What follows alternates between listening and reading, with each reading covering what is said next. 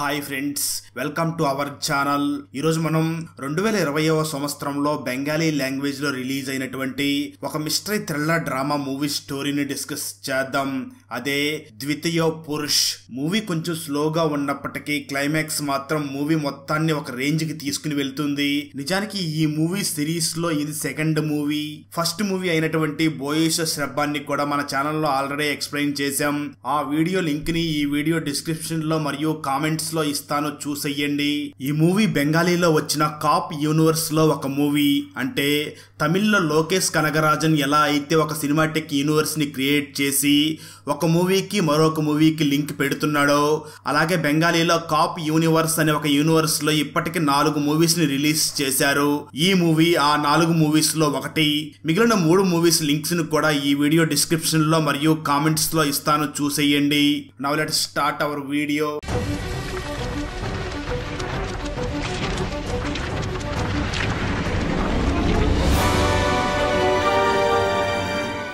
Video start చేసే ముందు చిన్న రిక్వెస్ట్ ఫ్రెండ్స్, మనం రీసెంట్ గానే మరో 2 కొత్త ఛానల్స్ ని కూడా క్రియేట్ చేసి వాటిలో కూడా ఎక్స్ప్లెనేషన్ వీడియోస్ ని అప్లోడ్ చేస్తున్నాం. ఆ ఛానల్స్ లింక్స్ ని ఈ వీడియో డిస్క్రిప్షన్ లో మరియు కామెంట్స్ లో ఇవ్వడం జరిగింది. సో వాటిని కూడా సబ్స్క్రైబ్ చేసి కొత్త వీడియోస్ ని ఎంజాయ్ చేయండి. ఇంకా వీడియోని స్టార్ట్ చేద్దాం. ఓపెన్ చేస్తే 1993 చౌహాల్ టౌన్, కలకత్తాలో చాలా గ్యాంగ్స్ ఉంటాయి. వారిలో కొంతమంది డ్రగ్స్ అమ్ముతూ ఉంటారు, మరికొంతమంది సుఫారీ తీసుకుంటూ ఉంటారు. ఇలా చాలా గ్యాంగ్స్ ఉంటాయి. ఆ గ్యాంగ్స్ లోనే ఒక టీనేజ్ గ్యాంగ్ కూడా ఉంటుంది. ఆ గ్యాంగ్ లీడర్ పేరు కోకా. కోకా కలకత్తాని రాజులాగా శాసించాలి అనుకుంటూ ఉంటాడు. అందువల్లే వేరే గ్యాంగ్ లీడర్స్ అందరినీ చంపుతూ ఉంటాడు. కోకా మర్డర్ చేసే స్టైల్ కూడా చాలా డిఫరెంట్ లెవెల్లో ఉంటుంది.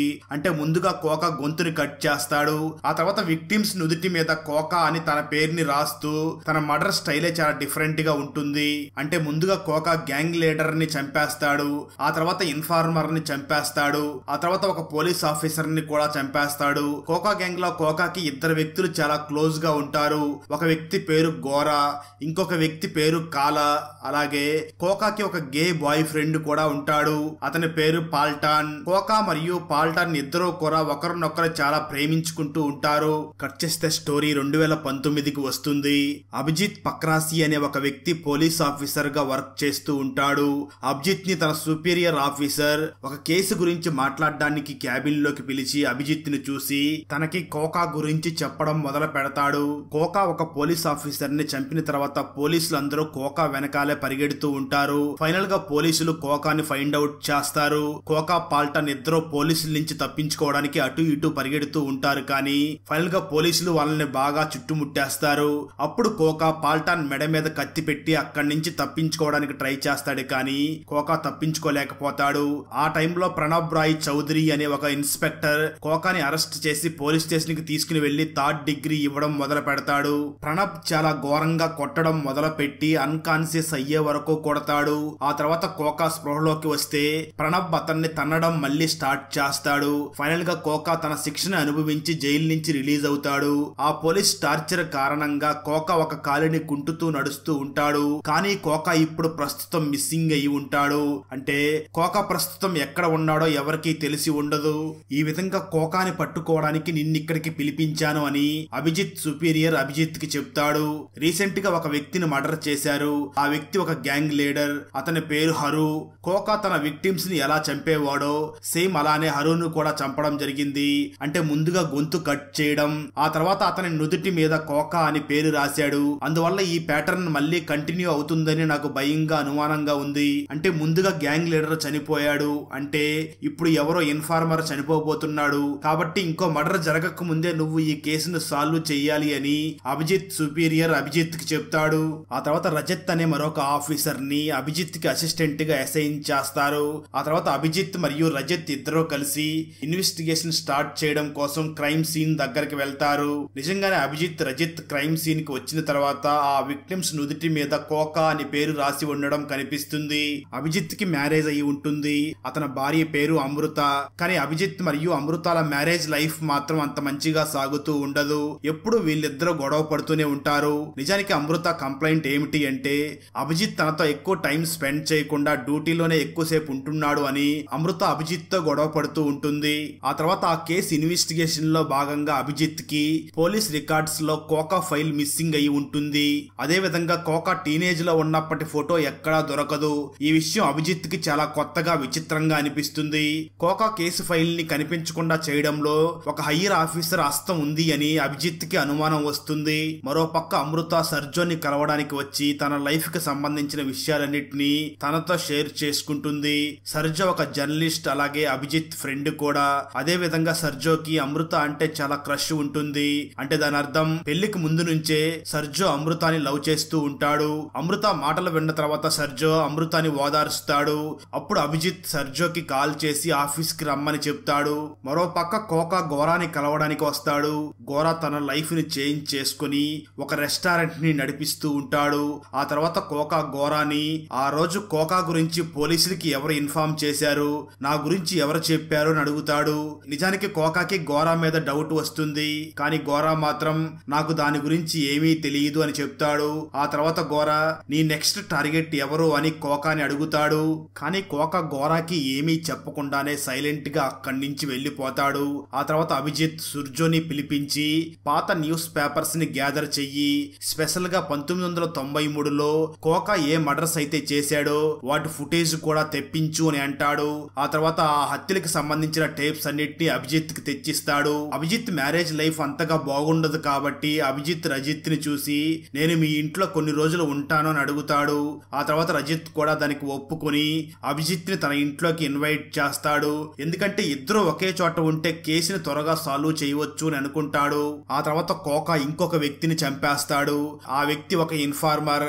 ఆ ఇన్ఫార్మర్ ని కూడా సేమ్ తన స్టైల్లో చంపి తన నుదుటి మీద కోకా అని రాస్తాడు. మరో పక్క రజత్ ఇంట్లో అభిజిత్ మరియు రజత్ ఇద్దరూ కలిసి కోకా మర్డర్స్ చేసిన ప్రీవియస్ వీడియోస్ ని చూస్తూ ఉంటారు. ఆ వీడియోస్ లో ఒక విషయం అంతా కామన్ గా కనిపిస్తుంది. అంటే ఆ వీడియోస్ అన్నిట్లోనూ గోరా ఉంటాడు. అంటే నిజానికి అభిజిత్ కోకా పాత గ్యాంగ్ మెంబర్స్ అందరినీ వెతుకుతూ ఉంటాడు.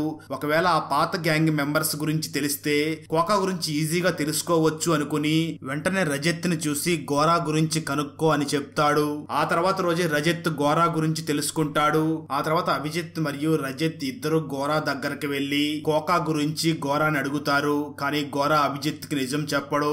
నాకు పాత విషయాలు ఏమీ గుర్తు లేవు అని గోరా అభిజిత్ కి చెప్తాడు. ఆ తర్వాత అభిజిత్ అక్కడి నుంచి వెళుతూ గోరాని చూసి కోకా నీ దగ్గరికి వస్తే మాకు ఖచ్చితంగా చెప్పు, లేదంటే నీ పరిస్థితి ఇంకా దారుణంగా తయారవుతుంది అని తనకు వార్నింగ్ ఇచ్చి వెళ్తాడు. ఆ తర్వాత అభిజిత్ కి ఒక ఇన్ఫార్మర్ నిన్న మర్డర్ చేయబడ్డాడు అనే న్యూస్ తెలుస్తుంది. అలాగే చంపిన స్టైల్ కూడా సేమ్ కోకా స్టైల్లోనే చంపారు అని తెలుస్తుంది. దాంతో ఆ మర్డర్ జరిగిన తర్వాత అభిజిత్ మీద ప్రెషర్ పెరుగుతుంది. ఆ తర్వాత అభిజిత్ సుపీరియర్ అభిజిత్ ని వెంటనే ఆఫీస్ కి పిలిపించి నువ్వు ఈ కేసుని ఇన్వెస్టిగేషన్ చేయడం మొదలు పెట్టిన తర్వాత రెండవ మర్డర్ కూడా జరిగింది, నెక్స్ట్ మర్డర్ ఖచ్చితంగా పోలీస్ దే అవుతుంది అని ఆ సుపీరియర్ అభిజిత్ ని బాగా తిడతాడు. ఆ మాటలు విన్న అభిజిత్ మీరేం టెన్షన్ పడకండి సార్, ఒకవేళ అతని నెక్స్ట్ టార్గెట్ ఒక పోలీస్ ఆఫీసర్ అయితే ఆ టార్గెట్ ని నేనే అవుతాను, నేను అతన్ని ట్రాప్ చేసి ఖచ్చితంగా పట్టుకుంటాను అని చెప్తాడు. ఆ తర్వాత అభిజిత్ కి అమృత మీద డౌట్ వస్తుంది. బహుశా సూర్జోకి అమృతకి మధ్య ఎఫ్ఐఆర్ ఉంది అని అభిజిత్ కి డౌట్ వస్తుంది. అదే రోజు రాత్రి అభిజిత్ పరిగెత్తుకుంటూ తన ఇంటికి వస్తాడు. కానీ అమృత తన ఇంట్లో తన పెళ్లి వీడియోస్ ని చూస్తూ అభిజిత్ ని గుర్తు చేసుకుని ఏడుస్తూ ఉంటుంది. అమృత ఏడవడం చూసి అభిజిత్ అమృతకి సారీ చెప్పి నెక్స్ట్ టైం నిన్ను నేను డిసప్పాయింట్ చెయ్యను అని చెప్తాడు. ఈ విధంగా అభిజిత్ మరియు అమృత ఇద్దరు కలిసిపోతారు. అన్నట్టు ఇంకొక విషయం చెప్పడం మర్చిపోయాను, రజత్ కూడా ఒక గర్ల్ ఫ్రెండ్ ఉంటుంది. కొన్ని రోజుల్లోనే అభిజిత్, రజత్ గర్ల్ ఫ్రెండ్ అలాగే అమృత ఈ నలుగురు మంచి క్లోజ్ ఫ్రెండ్స్ అవుతారు. ఆ తర్వాత కోకా రజత్ కి కాల్ చేసి ఒక ప్లేస్ కి రమ్మని పిలుస్తాడు. రజత్ ని తన మాయలో పడేసి రజత్ ని ఫైనల్ గా చంపేస్తాడు. సేమ్ తన స్టైల్లోనే చంపేస్తాడు. ఈ విధంగా ఈ మర్డర్ తో కోకా ప్యాటర్న్ ఎండ్ అవుతుంది. అంటే ఒక గ్యాంగ్స్టర్, ఒక ఇన్ఫార్మర్, చివరగా ఒక పోలీస్ ఆఫీసర్, ఆ పోలీస్ ఆఫీసర్ రజిత్ అని అభిజిత్ కి తెలుస్తుంది. రజిత్ గర్ల్ ఫ్రెండ్ రజిత్ శవాన్ని చూసి పిచ్చిదైపోయి పిచ్చిదానిలాగా ప్రవర్తిస్తూ ఉంటుంది. ఆ విధంగా అభిజిత్ తన ధైర్యాన్ని మొత్తాన్ని కోల్పోతాడు. తన సొంత బ్రదర్ ని కోల్పోయినట్లుగా అభిజిత్ చాలా బాధపడతాడు. ఆ తర్వాత అభిజిత్ గోరాని ట్రాప్ చేసి అదుపులోకి తీసుకుంటాడు. ఆ తర్వాత గోరాకి థర్డ్ డిగ్రీ ఇవ్వడం స్టార్ట్ చేస్తాడు. చాలా సేపు తన్నుళ్లు తిన్న తర్వాత కోకా గురించి గోరా చెప్తాడు. ఆ తర్వాత రోజు గోరా అభిజిత్ చెప్పిన విధంగానే కోకాని ఒక పాత ప్లేస్ కి పిలుస్తాడు. ఆ తర్వాత కోకా ఆ ప్లేస్ కి రాగానే అప్పుడు అభిజిత్ కూడా అక్కడికి వస్తాడు. వెంటనే గోరాని అక్కడి నుంచి పంపించేస్తాడు. ఇప్పుడే ఇక్కడ ఈ మూవీలో అసలైన ట్విస్ట్ రివీల్ అవుతుంది. ఈ క్లైమాక్స్ వల్ల మూవీ స్టోరీయే చేంజ్ అవుతుంది. అసలు విషయం ఏమిటి అంటే ఆ ప్లేస్ కు వచ్చిన వ్యక్తి కోకా కాదు, అతను పాల్టాన్, అంటే కోకా గే బాయ్ ఫ్రెండ్. ఆ తర్వాత పాల్టాన్ అభిజిత్ కి గతం గురించి చెప్పడం మొదలు పెడతాడు. ప్రణబ్ రాయ్ కోకాని బాగా కొట్టిన తర్వాత అతను గతాన్ని మర్చిపోతాడు. అంటే కోకాకి అమ్నేషియా వస్తుంది. అంటే అంత ఘోరంగా ప్రణబ్ కోకాని బాగా కొట్టి ఉంటాడు.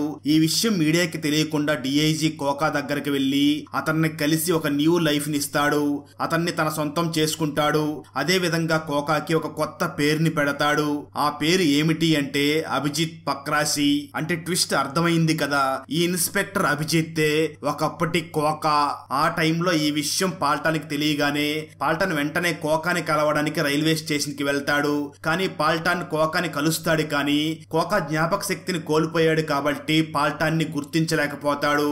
అప్పుడు డిఐజీ ఫ్యామిలీ పాల్టాన్ ని చూసి ఎవరో అనాథ బాబు వచ్చాడు అని తనకి ₹1 కాయిన్ ఇస్తారు. కొన్ని రోజుల తర్వాత పోలీసులు పాల్టాన్ ని అదుపులోకి తీసుకుని పాల్టాన్ కి కోకా పేరుని పెడతారు.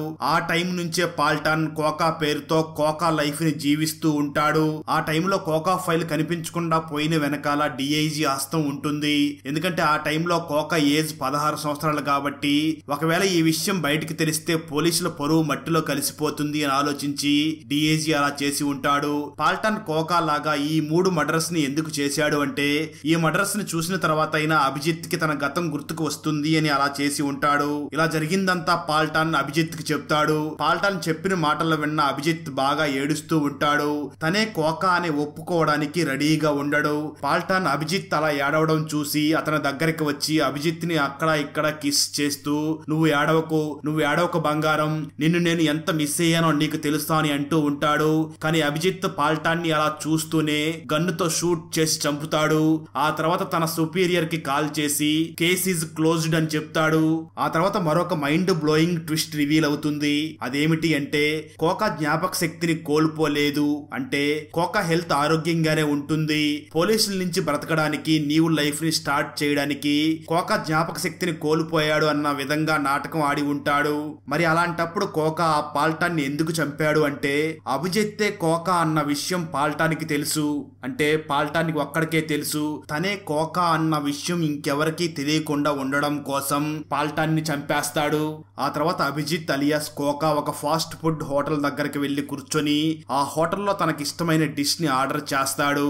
ఆ డిష్ పేరు చికెన్ చౌమిన్ అండ్ చిల్లీ ఫిష్. అక్కడతో ఈ మూవీ అయిపోతుంది. ఫ్రెండ్స్, వీడియో నచ్చినట్లయితే లైక్ చేసి ఒక చిన్న కామెంట్ చేస్తే మాకు నెక్స్ట్ వీడియో చేయడానికి ఎంకరేజింగ్ గా ఉంటుంది. అలాగే ఛానల్ ని సబ్స్క్రైబ్ చేసి పక్కనే ఉన్న బెల్ ఐకాన్ ని క్లిక్ చేసి సపోర్ట్ చేయండి. Thanks for watching. జై హింద్.